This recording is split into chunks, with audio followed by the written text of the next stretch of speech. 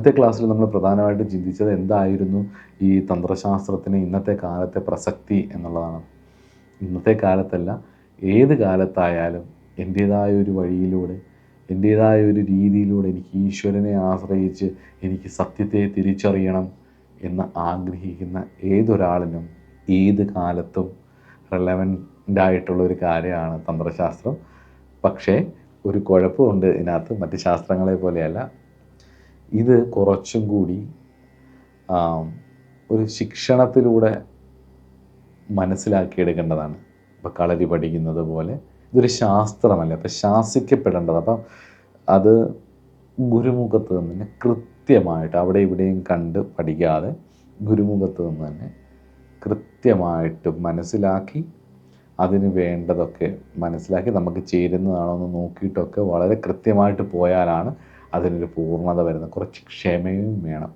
എത്ര നാളുകൊണ്ടൊക്കെ ഇത് പഠിച്ചെടുക്കാൻ പറ്റുമെന്നുള്ളത് ഓരോരുത്തരുടെ യോഗം പോലെയാണ്. വെറുതെ ഒരു മന്ത്രം മേടിച്ച് അല്ലെങ്കിൽ ഒരു ദീക്ഷ മേടിച്ച് ഒരു മന്ത്രം മേടിച്ച് നിത്യേന ജപിക്കുന്നത് കൊണ്ടൊന്നും ഈ ശാസ്ത്രം മനസ്സിലാക്കിയെന്നോ ഇതിൻ്റെ ഒരു നോളജ് നമുക്ക് കിട്ടിയെന്നൊന്നും പറയാൻ പറ്റത്തില്ല. അതിപ്പോൾ ആർക്ക് കൊടുത്താലും പൈസ കൊടുത്താൽ കിട്ടുന്നൊരു സാധനമായി മാറി മന്ത്രം, അല്ലെങ്കിൽ ബുക്സിൽ ഇഷ്ടം പോലെ ഉണ്ട്. ഇന്ന് ഏറ്റവും കൂടുതൽ വിറ്റഴിക്കുന്ന മന്ത്രസമ്പ്രദായങ്ങളൊന്നാണ് ശ്രീവിദ്യ, ശ്രീചക്രം. ഇതൊക്കെ അതിപ്പം ഷോഡശി ആണെങ്കിലും ഏത് സമ്പ്രദായമാണെങ്കിലും പുസ്തകങ്ങളിലുണ്ട്.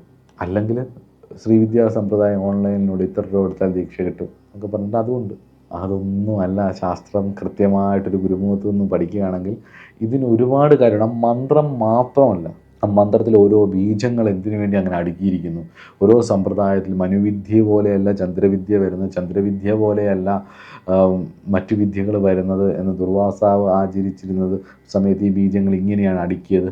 എന്നാൽ ചന്ദ്രൻ ആചരിച്ചിരുന്ന സമയത്ത് ഈ ബീജങ്ങൾ മഹാഷോഡശയുടെ ബീജങ്ങൾ ഇങ്ങനെയാണ് അടുക്കി വെച്ചിരിക്കുന്നത്. ഇതൊക്കെ എന്തുകൊണ്ടാണെന്നുള്ളത് ഒരു ഗുരുവിന് മാത്രമേ പറഞ്ഞു തരാൻ പറ്റൂ. അനുഭവം കൊണ്ട് ഉള്ള ഒരാൾക്ക് മാത്രമേ അത് പറഞ്ഞു തരാൻ പറ്റൂ. നല്ലൊരു ഗുരുനാഥൻ്റെ അടുത്ത് പോയിട്ട് ക്ഷമയോടെ പഠിച്ച് മുന്നോട്ട് പോകുമ്പോൾ നമ്മുടെ ജീവിതം ഉപേക്ഷിക്കുക എന്നുള്ളതല്ല, അത് ചെയ്യുന്നതിനോടൊപ്പം നമ്മുടെ ജീവിതത്തെയും കൂടി മനസ്സിലാക്കി ജീവിതവും കൂടെ മനസ്സിലാക്കി നമ്മൾ ഏത് സാഹചര്യത്തിലാണോ ജീവിക്കുന്നത്, ഇന്ത്യയിലായിക്കോട്ടെ, തണുപ്പുള്ളിടത്തായിക്കോട്ടെ, ചൂടുള്ളിടത്തായിക്കോട്ടെ, അമേരിക്കയിലായിക്കോട്ടെ, GCCയിലായിക്കോട്ടെ, എവിടെ ആയിക്കോട്ടെ, ആ സാഹചര്യത്തിനുള്ളിൽ നമ്മൾ മുന്നോട്ട് പോയി ഈശ്വര സാധനകൾ ചെയ്ത് അതിൽ നിന്ന് കിട്ടുന്ന അനുഭവങ്ങൾ മനസ്സിലാക്കി നമുക്ക് തിരിച്ചറിയാതെ പല തരത്തിലുള്ള അനുഭവങ്ങൾ വരും. യൂണിവേഴ്സ് അല്ലെങ്കിൽ പ്രപഞ്ചം എന്ന് പറയുന്നത് ഇങ്ങനെ സദാ മാറിക്കൊണ്ടിരിക്കും. നമ്മുടെ ഈ അല്പമായിട്ടുള്ള ഇന്ദ്രിയങ്ങളിൽ നിന്ന് കിട്ടുന്ന അറിവല്ല വാസ്തവത്തിലും ഈ നക്ഷത്ര സമൂഹങ്ങളും ഈ പ്രപഞ്ചവും നമുക്ക് കോടാനുകൂടി അൺലിമിറ്റഡ് ആയിട്ടുള്ള അറിവുകളും പലതരത്തിലുള്ള എക്സ്പീരിയൻസുകളും തരും. അപ്പോൾ ചിലതൊക്കെ നമ്മൾ പേടിച്ചു പോവും, ചിലപ്പോൾ നമ്മൾ അതിൽ മുഴുകിപ്പോവും. പലതരത്തിലുള്ള എനർജികളെ പല രീതിയിൽ നമ്മളതിനെ മിസ്കൺസെപ്ഷനൊക്കെ വന്നിട്ട് നമ്മൾ അറിയാതെ വേറെ അതിന് നമ്മുടെ അറിവിൻ്റെ പരിധിക്കകത്ത് നിന്നുകൊണ്ട് അതിന് മാനദണ്ഡങ്ങളൊക്കെ കൊടുത്താൽ ചിലപ്പം മന്ത്രവുമായിട്ട് കണക്ട് ചെയ്യുക എന്ന് പറഞ്ഞാൽ മനസ്സുമായിട്ട് ബന്ധപ്പെട്ടാണ്. മനസ്സിന് അപാരമായ ശക്തിയാണ്, നമ്മളെ പറ്റിക്കുകയും ചെയ്യും. അപ്പോൾ അത് പല രീതിയിലേക്ക് നമ്മൾ ചിലപ്പം മാനസിക വിഭ്രാന്തിയിലേക്കോ അല്ലെങ്കിൽ പല ഫാൻറ്റസികളിലേക്കും നമ്മൾ പോകും. ഇതൊക്കെ ശരിയാണോ തെറ്റാണോ, ഈ കാണുന്നതൊക്കെ കറക്റ്റാണോ, ഇതൊക്കെ ഇങ്ങനെ വരുമോ ഇല്ലയോ എന്നൊക്കെ ആരാ പറഞ്ഞു തരണ്ടേ? നമുക്ക് മുന്നേ പോയ ഒരാൾ അല്ലേ? കാട്ടിലേക്ക് നമ്മൾ കയറുമ്പം കാട്ടിൽ സഞ്ചരിച്ച് ശീലമുള്ള ഒരാളുടെ അടുത്ത് വേണം പറയാൻ. അപ്പം അയാൾക്ക് ഓരോ പാടുകൾ കാണുമ്പം ഇതേത് ജീവി പോയ പാടാണ്, ഇതേത് ആളുടെ പാടാണ്, എന്താണ് ഇവിടെ സംഭവിക്കുന്നത്, ചുറ്റുവട്ടത്ത് എന്തൊക്കെ ഉണ്ട് എന്നുള്ളത് അയാൾക്ക് നേരത്തെ മനസ്സിലാവും. കാരണം എന്താ, പുള്ളിക്ക് അതുമായിട്ട് നല്ല ബന്ധമാണ്. അതുപോലെയാണ് പരിചയമുള്ള ഒരാളിൽ നിന്നും ഈ വിഷയങ്ങളൊക്കെ പഠിച്ച് മുന്നോട്ട് പോകുമ്പോൾ ഒരു തിരിച്ചറിവിലേക്ക് എത്തുകയും ചെയ്യും.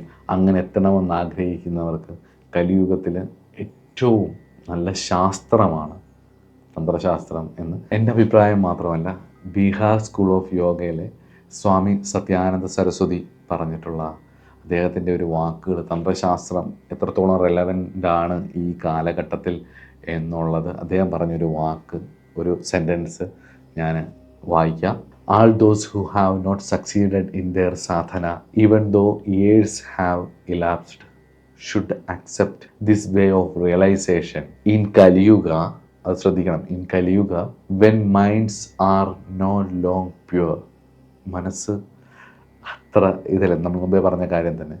When minds are no longer pure, habits have degenerated, passion have burst out, faith in God is just a habit, and life has become completely material. It is Tantra that is the most important way for the spiritual aspiring soul of the both west and east. പടിഞ്ഞാറുള്ളവർക്കും കിഴക്കുള്ളവർക്കും ഈ കാലഘട്ടത്തിൽ ഏറ്റവും കൂടുതൽ spiritual aspiring സോളായിട്ടുള്ളവർക്ക് തന്ത്രശാസ്ത്രം ഒരു നല്ല മാർഗമാണ് എന്നുള്ളത് സ്വാമി സത്യാനന്ദ സരസ്വതിയുടെ വാക്കുകളാണ്.